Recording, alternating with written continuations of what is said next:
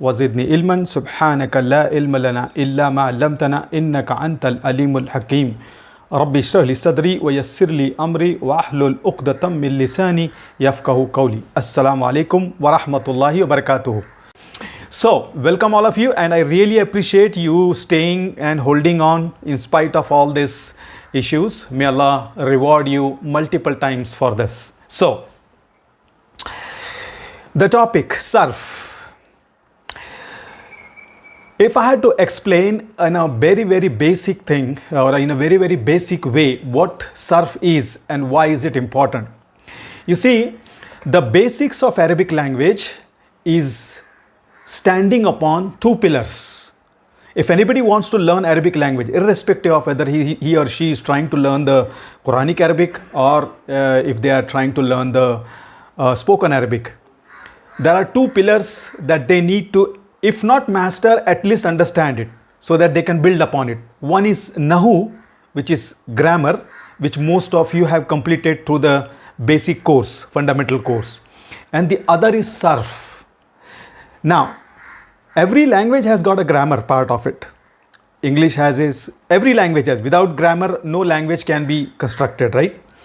But then it is the SARF part in the Arabic language that differentiates it from the other languages. Not many languages have this kind of a tool, or even if they have, yes, English has it to a certain extent, but not as powerful as Arabic. Now, this is not a biased speech because we are Muslims, our language is Arabic, and that's why we are blowing the trumpet. No, even non-Muslims acknowledge it, that there is an aspect called as SARF in Arabic language, which is very unique and very powerful, which is not existing in the other languages as comprehensively as in the Arabic language.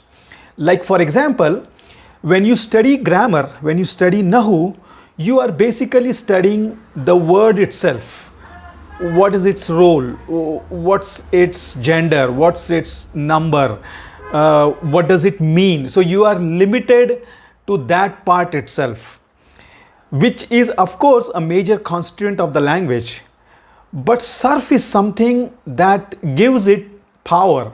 So in today's world, if I had to say, this is something like technology until now, and then you add AI over it. Most of you know what AI is doing to all the things that we have been doing so far. It is giving its wings, or it is giving it power beyond our capability. So SARF, when you start understanding SARF, you feel like, wow, that is the reason they say Arabic is a very rich and powerful language, because SARF makes you understand the same roots in a multiple way. Like 95% of the Arabic words, 95%, which means you can consider it almost everything. All of the words are made from 3 root letters, right? Now, when you study SARF, you are able to make out, even if I give you a word which has 10 to 12 letters in it, you will be able to make out these are the root letters once you study SARF. Now, what happens is, in the most basic form, SARF is in the 3-letter form. Like, for example, if I had to give you a basic example of the word help, like in Arabic, the 3 root letters, Noon, Sod, Ra.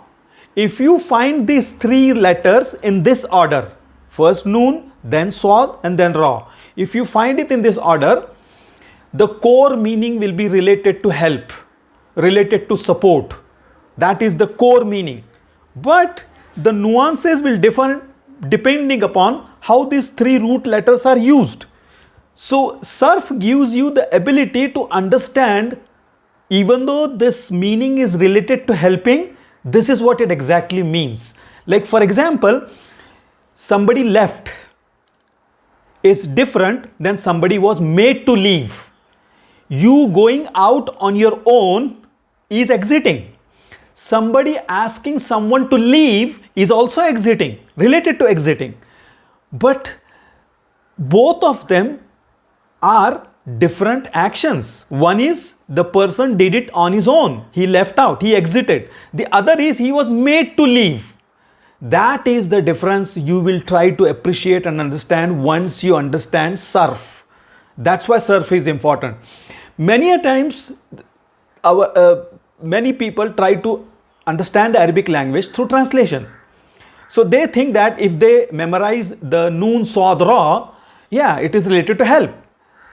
But how will you know whether the help, he is helping himself, or he is getting help, or it was helped, or it is being helped, or somebody is asking, hey, help, or somebody is saying don't help, or somebody who is helping, what is he called as? Or somebody who is getting the help, what is he called as? So all these words are related to help, but you won't be able to make out the difference because all of them will have the noon sod ra inside it. But they will be in different form. One will be nasara, that's a past tense. Yansuru, again you see the three letters, it's a present tense. Unsur, this is a command. La tansur, don't help, this is a forbidding, right? Nasir, the helper. Mansur, the one who is getting help. Now if you pay close attention, the words that I am pronouncing, all of them have noon sod ra, but the meaning changes. Now SARF is the study where you can see this word and tell the meaning. Exactly. Related to help, but this is what it means. So unless you study SARF, you won't be able to make out these differences between the words which are using the same root letters. Because in Arabic, most of the time, if not always, when the same root letters are used, the meaning is related. But how it is used, that's why you get the real meaning of it, and that's what the SARF is all about. So let me just share the slide. Is everybody still with me? Yes, sir. Alhamdulillah. So I'm going to share the slide. Okay.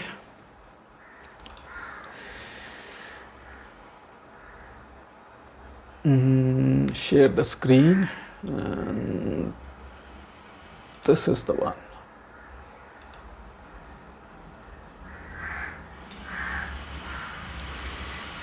Okay, hopefully everybody is able to see the shared screen. Yes, please. Everybody able to see the shared screen?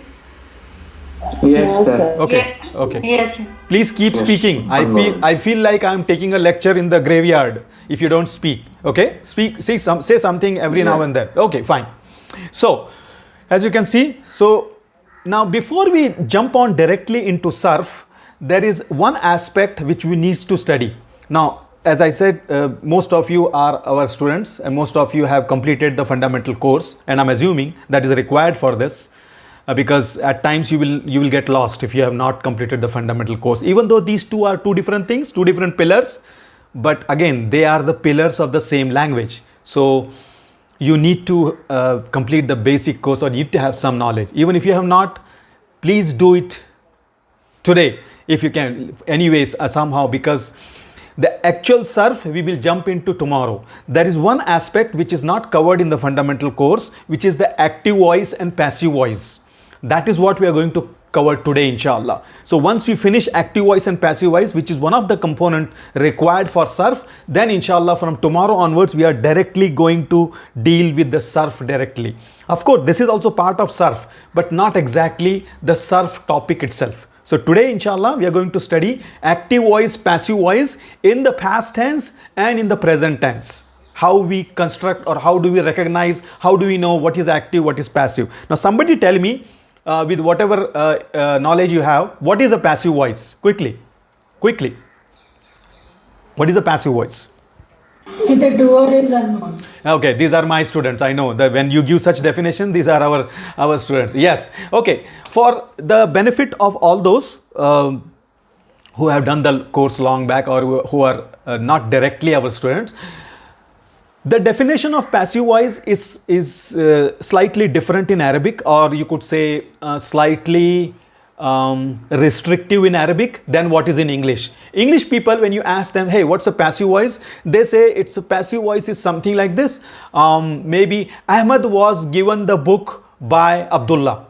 This is passive voice as per English language. And yes, Ahmad was given the book by Abdullah. Instead of saying directly Abdullah gave the book to Ahmad, they say Ahmad was given the book by Abdullah. This is passive voice. But in Arabic, this is not how we construct the sentences. Remember, these are two different languages, two different architectures. In Arabic, the sentence structure is different. The proper definition, or if you really want to understand the Arabic words, active voice and passive voice, then you need to remember, as one of the students said here, passive voice is something in Arabic where the action has happened, but we don't know who did it. When you have a situation where you see some action happened, but you don't see the doer, you don't know who did it, that is what we label in the Arabic language as a passive voice. So in this whole 7 days course, the main topics that we are going to hit are active voice, passive voice in both past tense and present tense, because the formulas are slightly different in past and present. So we are going to deal it separately. Then the next big topic, that is the actual SARF, is we are going to study different families. All the Arabic words that exist, they are divided into or classified, as far the SARF is concerned, they are classified into families. The Arabic word for that is bab. We are not going to use bab, we are going to hold on to that. We are going to say family, because one of the principle of our class or of our the syllabus that we deal is, we try to minimize the Arabic jargons, the Arabic cryptic words, the Arabic grammar or SARF words, till you understand the concept. Once you understand the concept, then we start using the Arabic grammar terminologies. So at this moment also we are going to say families and not bab, okay? But you should know bab and families are same. So the main purpose is to understand the Qur'an. So all the verbs that exist in Qur'an, scholars have classified it into kind of 14 families. So if you study these 14, actually there are more, right? In Arabic language, there are more than 14 families. But if you study these 14 families, then most of the Quranic verbs can be covered. Which means if you master these 14 families, doesn't matter what verb comes in the Quran, you will be able to understand and solve it. That's what it means. Okay. So we are going to study these 14 families in these 7 days, inshallah. Okay, in this these 14 families are divided into big and small. So when we get there, I will explain you what is the difference between big family and what's the difference between small family. So we are going to study 8 big families in this journey of our 7 days course. 8 big families and 6 small families. So all in all 14 families which cover the verbs inside the Quran, inshallah. Now, during this journey, we are going to come across a lot of Arabic terms, which wherever possible, we are going to try to avoid it and use the English till we understand the concept. Okay. But there are times where we cannot have an English word. We need to use that Arabic word. Wherever we are helpless, we will use the Arabic word itself. So some of the terminologies like sarf saghir, sarf kabir, okay, masdar, ism fa'il, ism maf'ul, zarf and others, they will come in our journey. I will try to explain them and make it as easy as possible, and also give you the equivalent of English and Arabic.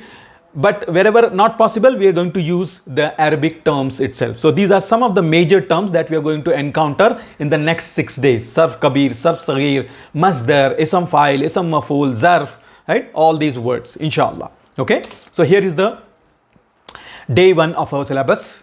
Okay. We are going to start with the active voice and passive voice, inshallah, today. So past passive voice. So we are going to start with past tense. Once we complete that, then we'll complete the present tense with some examples, inshallah. Okay. What is a passive sentence? Okay. So as I explained, here is an example. On the screen you see Zaid helped Umar. What do you think? Is it an active voice or a passive voice? Active voice. Active voice. Why? Because I know who is doing the action. If you know the doer, it is active voice. I know the action is happening and Zaid is doing the action. So I know the doer, this is active. Similarly, you could say, he is helping me. He is helping me. So if you ask the question, who is doing the action? and you get the answer, it is an active voice. So if I ask the question, who is doing the action of helping? I get the answer, he. That's it. It's active voice. It is not passive. It is active voice. But at the same time, if I give you a sentence, something like this, I don't know, somebody is typing something I can't read, okay? Umar was helped. Umar was helped. Now is it active or passive? Passive. Yes, because the action of helping is happening, okay? And if I ask, who is helping? I don't know. I can't get the answer. I know who was helped, but who is helping? I don't know. Okay, somebody are complaining about the audio. This is the max I can get, and most of you are able to hear. So maybe you are having an issue. So please try to log off the Telegram and log in again. Maybe it will fix the issue. Okay. So Umar was helped. This is passive. Or you could say the food was eaten. The food was eaten. Who ate the food? I don't know. So when you get the answer, we don't know. I don't know. That's it. That means it is a passive voice. So the above two, we will say it is active voice. The Arabic word for active voice is ma'loom. Same like Urdu, ma'loom. मालूम है किसने हरकत की मालूम है हाँ मालूम है तो then that is a Arabic ma'loom type of sentence. Ma'loom means active.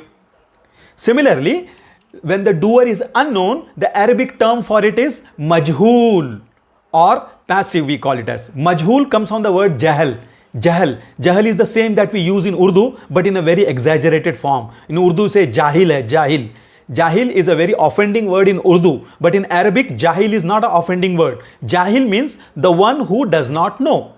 The one who does not know. So I was jahil from the last half an hour because I didn't know what has happened here in the technically what has happened. I still don't know. I will have to investigate after the class. But anyway, jahil means not known. So हम जैसे बोलते हैं जहालत के ज़माने में जहालत के ज़माने में जहालत means when we didn't know what is right, what is wrong, what is the God, how to worship and all that is jahiliya. So that's where the word comes from. So here we don't know the doer, so we call it as majhool.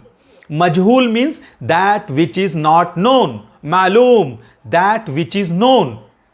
So we are differentiating the active voice, passive voice based on whether the doer is known or unknown. If the doer is known, active, doer unknown, passive. As simple as that. I hope that makes it very, very clear what is active and what is passive, right? Now, as I said, passive voice in English, whenever you do a passive in English now, okay, first I will explain something in English, then I will go back to Arabic. That's how it works better because we are very much given the injection of English language right from the childhood, so we understand English in a better way. So if I compare it, you will understand it quickly and better. Now, whenever you take an English word and you try to make it passive, if it is a past tense, if you take an English past tense word and try to make it passive, you will always use one key word, and that is was. You will need this word to make it passive in English. Like for example, let's say he ate. Okay, let's say he ate. This is past tense. He ate. If I try to make it passive, I will need the keyword was, because the passive of he ate will be it was eaten. It was eaten. He studied. It was studied. He killed. He was killed. See that? Every time you have a past tense in English and you want to make it passive, you will need the word was. Similarly, when you have a present tense, he is studying. At that time, you will need another keyword. That keyword is being. That keyword is being. So, he is studying. It is being studied. It is being studied. He is worshipping. It is being worshipped. It is being worshipped. So you see that? Every time you have a past tense, you will need was to make it passive. And every time you have a present tense, you will need something called as is being to make it passive. That's in English. So if we take the sentence Zaid helped Umar, and if you try to make it passive, this is past tense. We will need the keyword was. So So we'll say Zaid was helped by Umar. This is in English we are talking about, okay? Zaid was helped by Umar. Similarly, if you take he is helping me, this is present tense. Now you will need is being. So you will say I am being helped by him. I am being helped by him. So remember these two keywords. Whenever you are making a past tense passive, you will need was. When you are making present tense passive, you will need is being. Okay. So for example, let's do these quick examples and turn active passive. So she gave milk to Khadija. What will be the passive? Quickly. Khadija was given milk. Khadija was given the milk. Okay. Milk was given to Khadija. Same thing. Khadija was given the milk or milk was given to Khadija. Now, this is passive. We don't know who gave the milk. Milk was given to Khadija. Or you can say Zainab is feeding the baby. Make it passive. Zainab is feeding the baby. baby was Huh? the baby was fed. Come on. The baby was being fed. No. Don't use was. This is present tense. The baby was being fed. No. You are using the wrong keyword. Is being fed. Baby is being fed. Right. You need to be paying attention to what tense it is. It is present tense. So you should be using is being. The baby is being fed. The baby is being fed. That is the passive of Zainab is feeding the baby. What about this one? He ate. It was eaten. It was eaten. It was eaten. It was eaten. You see that? So based upon, first you should check, is it past or present? Then you will need the keyword was or is being. That's the simple definition of active passive and how to turn active into passive and passive into active. This is in English language. Okay. So if you understand this, now we will port this knowledge into the Arabic one. So far what we studied was all the English concept of active passive. Now, to understand it in Arabic, what we will take is, we will directly do the practical example. We will take 4 verbs. We will take 4 verbs as our basis to understand passive voice in past tense. Okay? Understand passive in past tense. Here are the 4 verbs. Okay? One is nasara, other is darrasa, third is qatala, and fourth is qatala. Okay? Qatala and qatala are different. Okay, qatala and qatala. See, even though they are using this is a good example to understand SARF. You see, if I ask you qatala, what are the root letters? You will say qaf, ta, lam, because most of the Arabic words are made from 3 root letters. So qaf, ta, lam. Okay, tell me what are the root letters in qatala. Now some of you might say qaf, alif, ta, lam, but that would be wrong. As I told you, there are 3 letters only, right? So here also the roots are same. Now, if you are the one who is trying to understand Arabic language based on translation, you will say qatala is related to killing. So, qatala is maybe he killed, but what is qatala? I don't know. You can't tell. Only those people can tell who have studied SARF. What's the difference between qatala and qatala and how to make it out? That is why we are studying this SARF. That is why it is so important. Anyway, so nasara, this is related to helping and it is a past tense. So the translation will be he helped. Nasara is he helped. If nasara is he helped, darasa is related to studying. So darasa will be, darasa is he studied, but this is a different family which we have not yet studied. So for now, just make a note. Darasa is he taught. Okay. Nasara he helped. Darasa he taught. Qatala he killed. And qatala is he fought. Qatala is fought. Now see, killing and fighting are related, but they are not the same. That's why the words are not same. You see that difference? That's SARF. That is where SARF steps in and helps the students who have understood the SARF concept. Okay. Now, here are the steps for converting a past tense into passive. Whenever you get an Arabic past tense word, okay, and it's an active word, you want to make it passive, I will give you a formula. After today, you will never have a problem in converting any active into passive or understanding passive words. The moment you see a passive word in Qur'an, you will be able to make it out, inshallah. Okay. So now, Pay attention to this formula. You can use this formula on any Arabic word and you will get the passive of it. It is not like English. You just add a was and it becomes passive. No, here is a specific formula. First, as I told you, 95% of the Arabic words are made from 3 root letters. Okay, so there will be first root letter, second root letter, third. Now in Arabic, instead of, now if you say nasara, darrasa, katala, they have all different root letters. So instead of taking different root letters, there is a generic combination. Like in medicine, you have all the medicine, but there is a generic form also. Here also, what we do is we use fa, ain, lam as the placeholders for the 3 root letters. Fa means first root letter, ain means second root letter, lam means third root letter. Now wa, fa, ain, lam, because those are the root letters of fail. Fail means verb. Okay, so we use fa, ain, lam to denote first, second, third. Fa is first, ain is second, lam is third. Fa'al, fa'ala. Okay. Now what this says is the rule number 1 is that don't touch the third root letter. Don't touch. Keep it as it is. So in nasara, it will be ra. In darrasa, it would be seen. In qatala or qatala, it would be lam. Okay, that is the third root letter. What the rule says, when you are making it passive, don't touch it. Keep it as it is. So when you make a passive of these words, the last root letters will be as it is. Okay. Step number 2. Change the accent or harkat on the first root letter to dhamma. Whatever is harkat right now on that word, change it to dhamma. Which means nasara, the first root letter is noon. And right now it has fatha.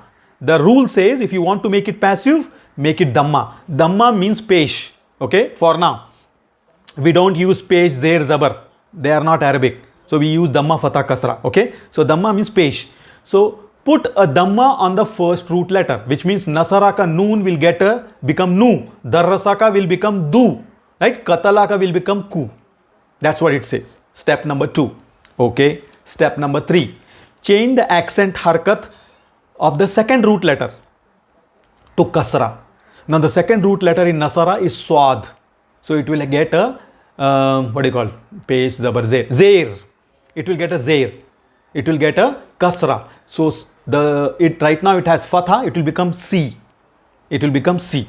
That is the step number 3. For katala, the ta which is having fatha will become ti.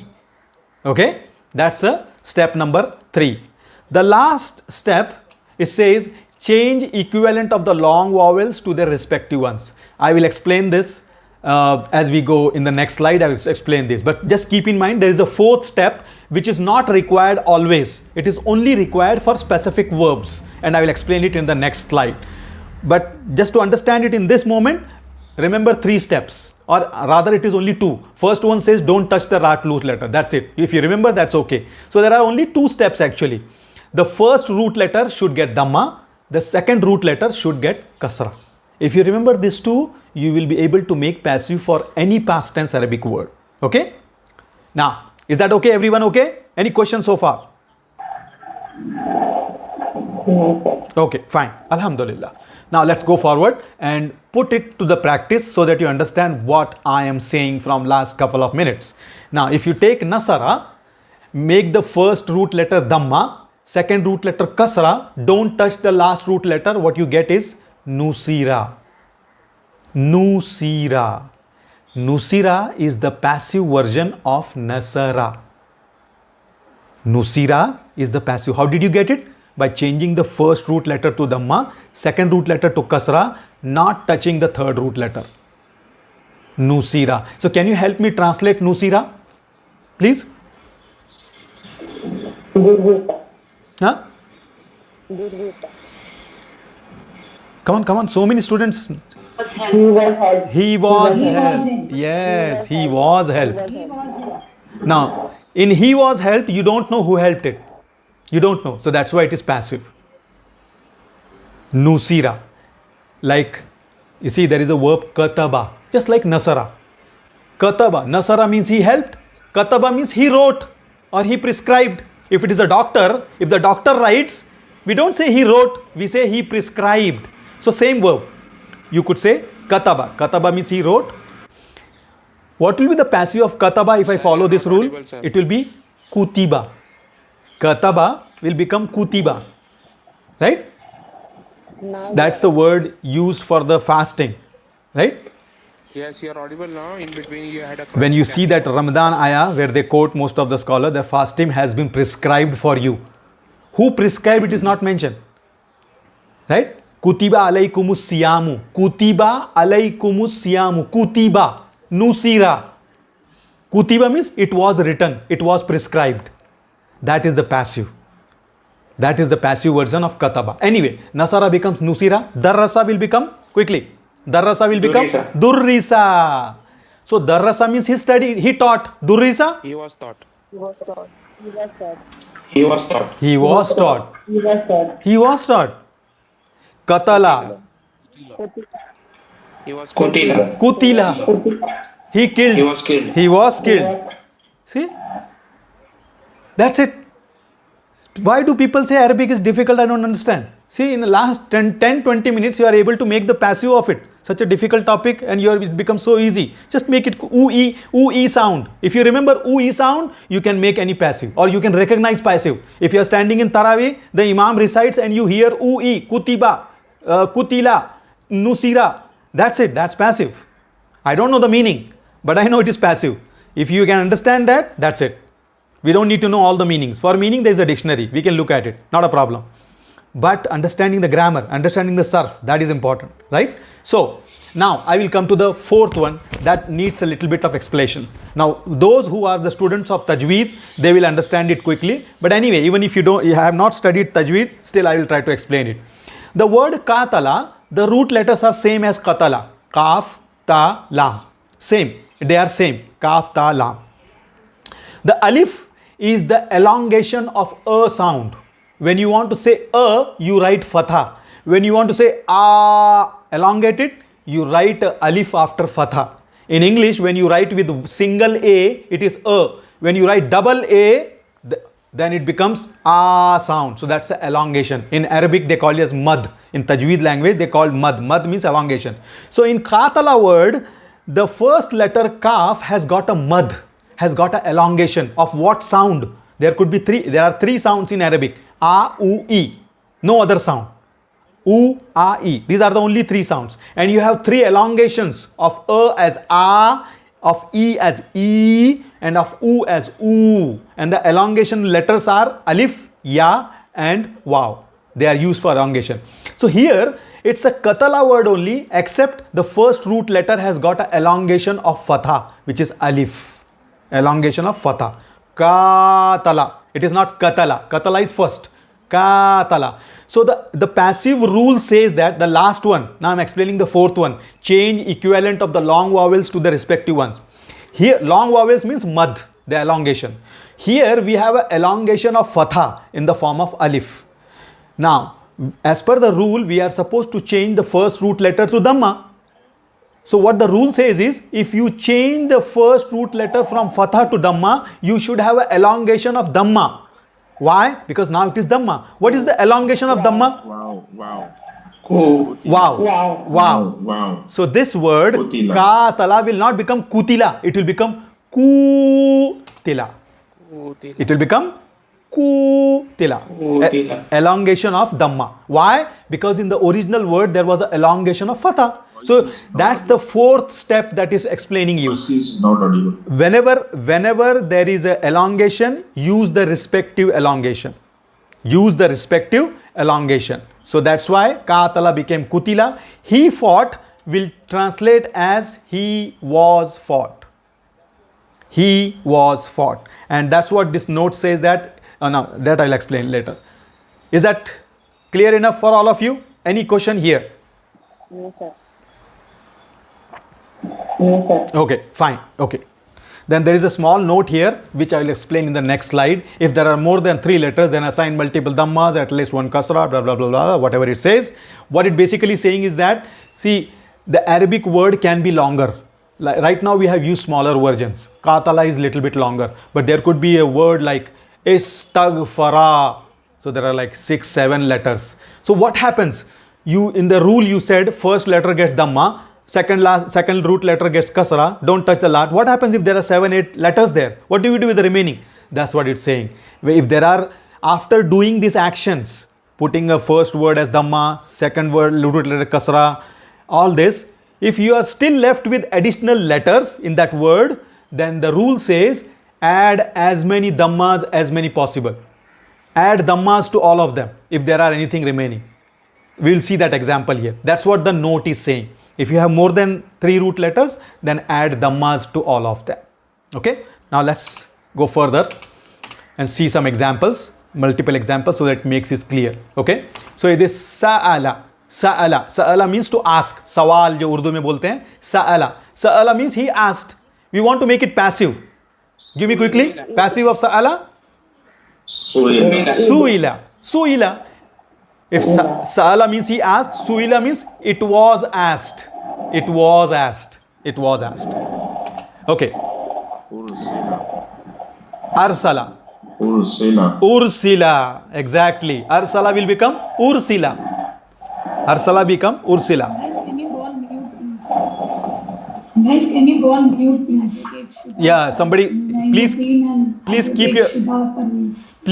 your mics muted unless you want to speak. Yeah, there was some sound from someone. Anyway, then there is sabara. Okay, sabara. Now you see that there is an elongation of fatha there, and we are supposed to change it to dhamma. So this should become subira. Subira. Subira. Second last letter kasra. Subira. Remember 2 sounds. U, E should be there in past tense passive. U, E आवाज आनी ही चाहिए. अगर U, E की आवाज नहीं आ रही, you are making some mistake. There should be U, E sound. Okay, that is important key. U, E. Then we have ta'awana. This is the example. Ta'awana. Let me do it for you. Okay. Ta'awana. See, if you follow the steps, ta'awana, we are supposed to put dhamma on the first root letter. So ta will become tu. Okay. And the last root letter is supposed to be as it is. So na will remain ra. And the second root letter. So the root letters here are ain, waw, noon. Okay. Ta is not part of the root letter. Now if somebody asks, how do I know? You will not know till you study SARF. Okay. So for now, just take my word. Ta is not part of the root. The root is ain, waw, noon. And we are supposed to apply the rules as per the root. Okay. So the first root letter is ain, second is waw, third is noon. So as per the rule, the first letter is supposed to get dhamma. So ain gets dhamma, u, waw gets kasra, second root letter, and the last root letter noon remains as it is. So ain gets u, but ain has got a elongation of fatha. It has got a mad of fatha, so it should get a mad of dhamma. So there should be a waw. So the 3 root letters will be like u, vina. But then what happens to ta? Ta is an additional letter there. We said that the additional letters should get dhamma. So that's why we add dhamma to tu also. So the whole thing becomes tu u vina. The whole thing becomes tu u vina. That's how we got it. So tu u vina, it's the passive of ta'awana. Ta'awana is the same word as ta'un. आजकल आप सुनते हैं मस्जिद में, मदरसे में ज़्यादा मस्जिद के लिए ताउन करें, मदरसे के लिए ताउन करें. दिस इज द सेम ताउन. तावना means to help, to support, to cooperate. Okay, ताउन. So तावना will become tu'uvina. Similarly, the word tazakkara. Tazakkara, same thing. The roots are za, kaf, ra. Ta is not part of the root. Okay, ta is not part of the root. So what do you think? Tazakkara will become tuzukkira. Exactly. Tuzukkira. Tuzukkira. Yeah, tuzukkira. Tuzukkira. Tuzukkira. Amara will become umira. Amara means he commanded. Umira, it was commanded. It was commanded. Umira. Qara'a means to read, to recite. Ikra. Bismi rabbikal lazi. Right? The very first words that was revealed. Qara means he read. Korea. Right? Korea. Yeah. Which one? South Korea or North? I don't know. But it will be Korea. Means it was recited. It was read. You see that? This is how you make a past tense passive in Arabic. So when you are reading Qur'an henceforth, listening Qur'an, keep your SARF sensor open, you hear oo-e sound, most probably it's a passive word. Oo-e sound. Okay? When you hear, that's a passive word. Exercise number 2, make passives and then conjugate the passive table for these two verbs. Okay? Here is the word kataba and aslama. These are the two words. What will be the passive for kataba? Kutiba. And once you have the word kutiba, we know that just like when we can make the table for kataba, same table will be made for kutiba. Kataba table goes kataba, katabu, katabat, katabata, katabna, katabta, katabtuma, katabtum, katabti, katabtuma, katabtunna, katabtu, katabna. This is past tense kataba. No difference. All you have to remember is the first word. If you get the first word right, kutiba, then the table is exactly like kataba. Kutiba, kutiba, kutibu, kutibat, kutibata, kutibna. Kutibta, kutibtuma, kutibtum, kutibti, kutibtuma, kutibtunna, kutibtu, kutibna. Right? That's how the table goes.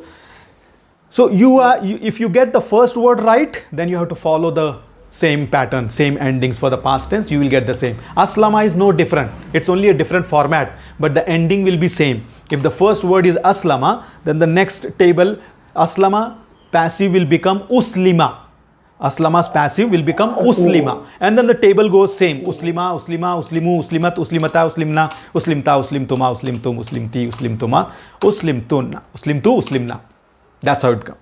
So it is only if you get the first word right, then you can make the table for this. So kutiba is it was written. Kutiba, both of them were written. Kutibu, all of them were written. So that's how you translate. So either you can change from active to passive, or you can recognize the passive if you have the knowledge of active passive. Is that clear to everyone? That is the past tense passive in short. If you have understood, then the present tense goes like a breeze. Okay? Any questions on the past tense passive? Yes, no, maybe? Sir, the meaning of Sudira, Uslima, The meaning of what? Ursula. The meaning of what? Sudira, Ursula and Uslima. Ursula and Uslima. Voice is... One was the meaning of kutiba, you said? Sudira. Kubira. You mean like the kabara ka passive? Sabara. Acha, sabara ka subira. Acha, sabara or subira. So what's the meaning of sabara? See, to understand the meanings of this, as I told you, you need to undergo the SARF study first. Sabara comes from the root letter sabar, patience, right? But it is not sabara. Sabara means he was patient. He was patient. Sabara. But this is sabara. Now, if I give you the meaning, still you won't understand it because you have not yet studied. So sabara is on a pattern of katala, of jahada. So every pattern puts its own connotation on it. So unless and until you study the SARF, you won't be able to understand the how do you need to. That's what this SARF topic is so important. That once you study it, you don't need to ask me what is the meaning of sabara. If you know the meaning of sabara, if you know the meaning of sabara, it means he was patient. You will be able to translate yourself what does sabara mean. So hold on till we study that. Because I'm not trying to avoid the question, but what I'm trying to tell you is the fact that you want to know sabara, that tells me that this topic is utmost important for people like you and others who want to know what's the meaning of sabara. I know sabara. Sabar is patient. Sabara means maybe past tense, he was patient. But what is sabara? Once you understand SARF, then you can easily tell that this is he was patient with him and the other guy was patient with him. To be patient with one another. So sabara word tells us, even if you don't know the meaning of sabara, if you see a word on this format, sabara, katala, jahada, sound the same format? Same format. The meaning might be different, but the connotation will be same. What is the connotation in sabara? The action happens between two parties. See that? Sabara tells me, I don't know the meaning. I don't know the meaning, Sabara. What is it? I don't know. I'm pretending. So, but what I know, I studied SARF. So I can tell you, this is something is happening between two parties. How do you know it? Because the format of the word tells me. Like we had Katala. Katala means he killed. Okay, he killed. But if I take Katala and put it in Katala, which is like Sabara.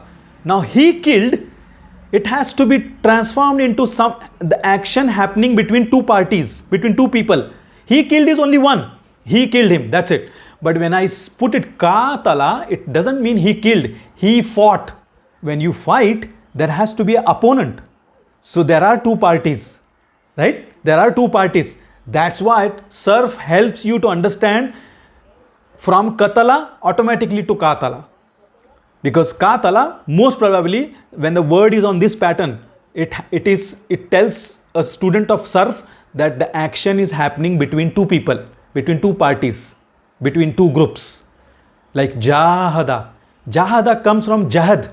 Jiddo Jahad means what? To struggle. Yeah, to strive. Jahada means to strive, to struggle. Now, where is the second party here? Well, when you say to strive, to struggle, you can only strive and struggle when there is an opponent, when there is an opposing force. So whenever you are striving, you are struggling, you are trying to overcome the opponent, the force that is against you. That's why it is between two parties. That's why Jahada means he struggled, he strived. Katala means he fought. Sabara means he was patient with the other. So every time you change the family, you will get a different connotation of the same meaning. That's what I'm telling you. SARF is understanding these nuances. And inshallah, by next Sunday, inshallah, you will have most of this knowledge with you, inshallah. I hope that helps.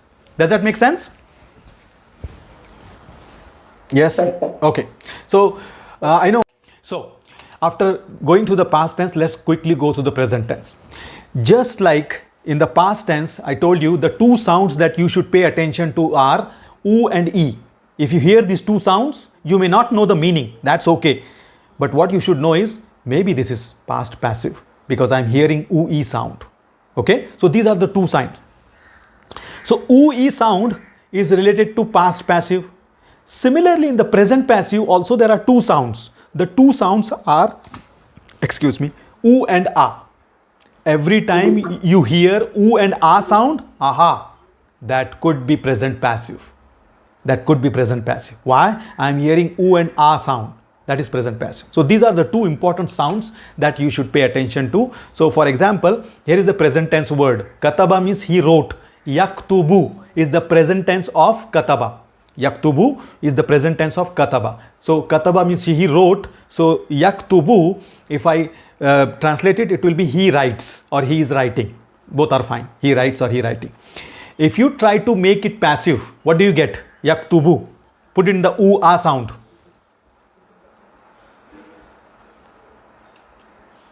Hello? Yuktabu. Yuktabu. That's it. You made the present tense passive. Yuktabu. Yaktubu means he writes. What will be yuktabu? You have to use the is being keyword. Not he. It is being written. We change he to it. It doesn't make sense he is being written. So we change he to it. In Arabic, he and it are same. He and it, she and it, they are same. Okay. So it is being written. That's it. Yuktabu. It is being written. Yaktubu. He writes. Yuktabu is being written. That's it. That's a present passive. Okay. So if you have yudarrisu, this is the present tense. Yudarrisu. Okay. What do you get? Yudarrisu. Yudarrasu. Yudarrisu becomes yudarrasu. Yudarrisu means he teaches. He teaches. Yudarrasu, it is being taught. It is being taught. U-a sound. It is being taught. It is as easy as that. So past tense, U-e sound. Present tense, U-a sound. If you master these four sounds, that's it. That is passive in Arabic. Okay? Let's do exercise quickly. Now these are mix of past and present. Okay? You see wajada. Wajada. Make it passive quickly. Wajada. What do you think? It's a past tense or present tense? It's the past tense. Wujida. So, Yeah. past tense. Wujida. Wujida. The passive will be wujida. Wujida. Wajada means to find. Wajid, जिसका नाम होता है finder. So you could say Google is Wajid because he finds everything for us. So Wajid is finder. Wajada, he found. Wujida, it was found. Wujida, it was found. Similarly, you could have yushrikuna. Yushrikuna. Yushrikuna. Now from the word format, those who have complete Yushrakuna. So those who have completed the fundamental course, here is where it helps, right? Now for those who have not, you'll be like, okay, how did this word complete to Yushrakuna? Kuna remains kuna. How did it? So for that you need to understand that una is a prefix, that is a suffix added. It doesn't get affected. It's after the root letters. So una remains una. The root letters here are sheen, ra, kaf. शीन रा काफ. या is the sign of present tense. So शीन के ऊपर तो सुकून है तो उसको कुछ बदलेगा नहीं, वैसे ही रहेगा. द या is the first letter, so you get यू एंड देन रा बिकम्स री बिकम्स रा एंड दैट्स इट. सो युशरकूना, ऊ अ साउंड. ओके. सब्बहत. सब्बहत, this is past tense, right?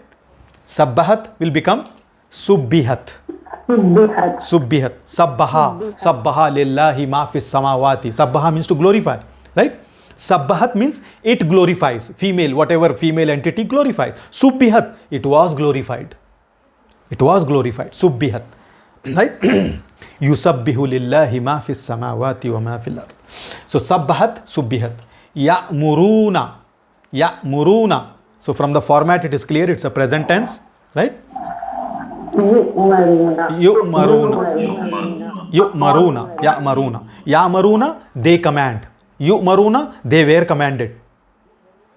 They were commanded. They are being commanded. Sorry, this is the present tense. They are being commanded. Right? Ya'maruna, yu'maruna. Ijtahadat. Ijtahadat. Ijtahadat. Now, you know that ijtahadat, the ta is representing female sign. E is a prefix for making it pronunciable. So the root letters are Jim, Ha, Dal. Right? Jim, Ha, Dal. This is Iktaraba family. So this is what we are going to study in SARF. So the root are Jim, Ha, Dal. So the first letter gets Dhamma. This is past tense. U, E sound. So ijtahadat becomes uj tuhidat. Uj tuhidat. Ijtahadat, uj tuhidat. Istama'na. Istama'na. Istama'na becomes ustumi'na. Ustumi'na. Istama'na is past tense. Ustumi'na. Ustumina. Kabbara, make it passive. Kubbira. Kubbira. Kabbara, kubbira. Okay? So, once you understand past tense, the present tense is just understanding that it is instead of ue, it is ua. That's all. If you understand that, that's straightforward. Present tense. Now, here is a summary for those of you who want to make a comparative study. Past tense and present tense passive. Past tense, two sounds are u and e. Okay? Present tense, two sounds are u and a. Past, ue, present, ua. The steps for past passive are leave last letter as it is, assign e sound to the second last. That's it. Assign e sound to the second last. Okay? And in the present passive, leave last letter as it is and assign a sound to the second last. Of course, the first letter gets dhamma everywhere. Okay? For longer words, assign as many u sounds as required. If it's a long word and you do these steps and still some letters are remaining, in the past tense, keep on adding u sound to the remaining letters. Similarly, in the present tense, if it's a longer word, keep on adding a sound. Instead of u sound, keep on adding a sound to the remaining letters and you will get the passive. So, for example, here is the word istaghfara, long letter. Istaghfara. The root letters are gha, fa, ra. That you should understand. First, recognize the root letter. Gha, fa, ra. Istaghfara. So, we said that, okay, whatever is the, ustughfira.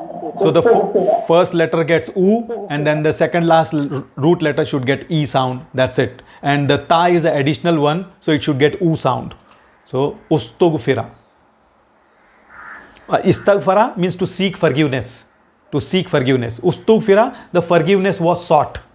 The forgiveness was sought. Ustughfira. In the present tense, you have yastaghfiru. Istaghfara ka present tense, yastaghfiru. He seeks forgiveness. This will become yustaghfaru. Yustaghfaru. Now the additional letter ta already has a fatha on it. So you don't need to do anything. But if it had something else, then you would change it to fatha because it is a present tense. So it is yastaghfiru, only one change, just make the ya as you, yustaghfaru, and e to a, yustaghfaru. Tazakkaru becomes tuzukiru. Tazakkaru becomes tuzukiru. Tuzukiru. Za is additional, it gets dhamma.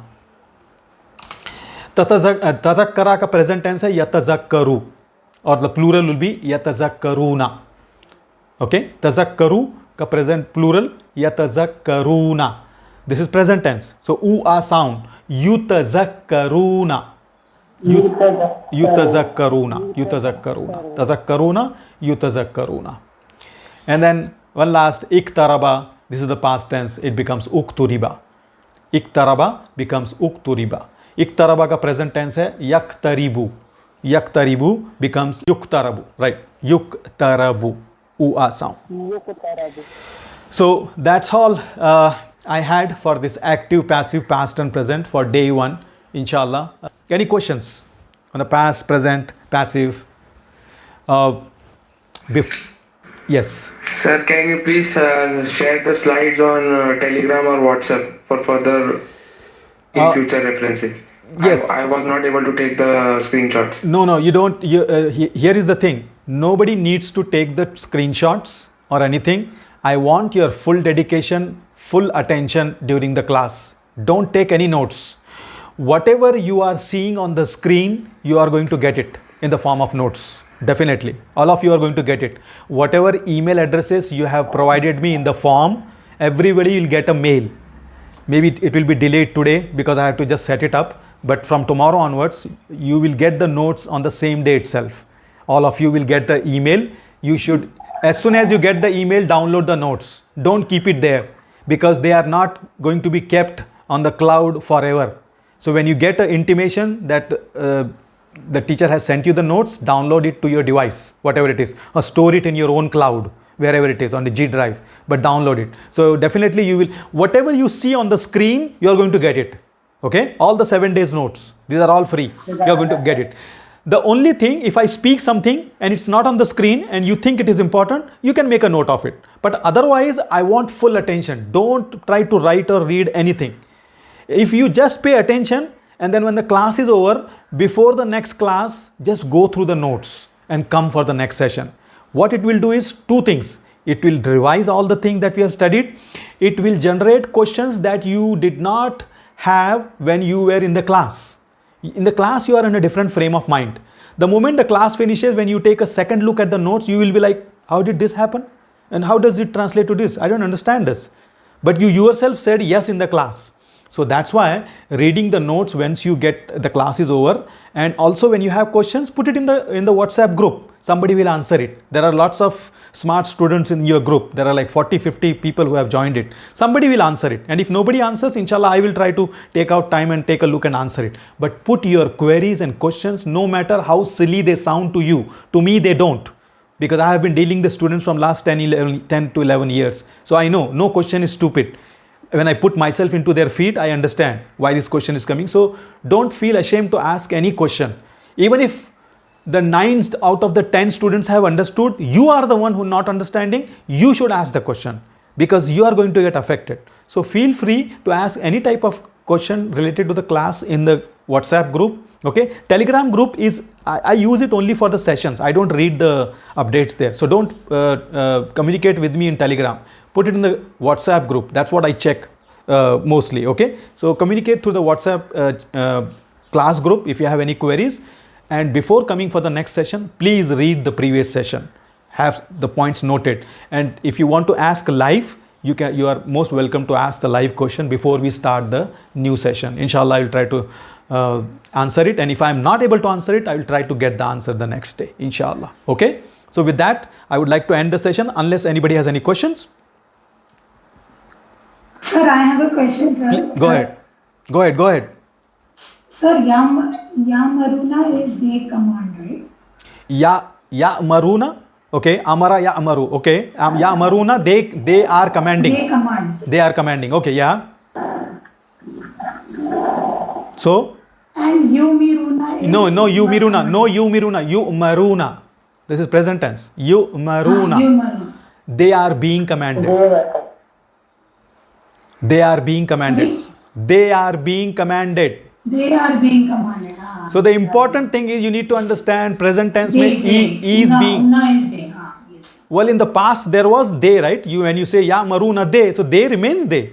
It's only they become the object now. They are not the doers. They become the object. They are commanding. They are being commanded. He killed. He was killed. So whoever is a doer, he becomes done to in the passive. He receives the action. Right? He receives the action. He is doing the action in the active. In passive, he receives the action. They command. They are being commanded.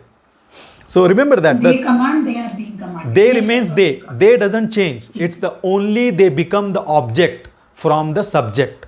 From subject they become the object. That's the only difference in the passive. Okay?